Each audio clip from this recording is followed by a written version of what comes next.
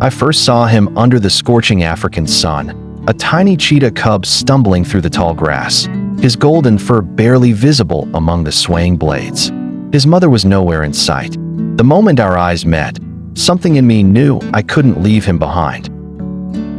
He was weak, his ribs showing through his spotted coat. I hesitated. Raising a wild predator wasn't something I had ever imagined. But when he let out a pitiful whimper and rubbed against my leg like a lost kitten, I scooped him up and carried him home. Naming him Taji, meaning crown in Swahili, I nursed him with warm milk and later, small pieces of meat.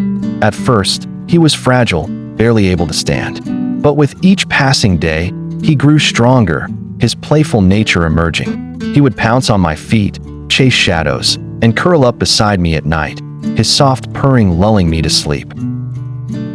As Taji grew, his speed became breathtaking. In mere seconds, he could streak across the yard, a blur of golden fur. He was no longer the helpless cub I had found, but a magnificent creature, powerful and wild. Yet, I knew deep down that he didn't belong in my home. He belonged to the vast savannas, where the wind carried the scent of freedom. The decision to let him go tore at my heart.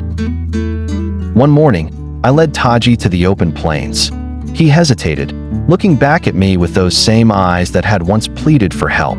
I knelt and whispered, "Go, my boy, be free." For a long moment, he stood still. Then, with a final nuzzle against my hand, he turned and sprinted into the wild. My heart ached, but I knew I had done the right thing. A year later, while walking through the grasslands, I felt a familiar presence. A large cheetah stood on a rock, watching me. My breath caught in my throat. Taji. He didn't approach, nor did he run. Instead, he gave a slow blink, a silent acknowledgement, and then disappeared into the wild, where he truly belonged.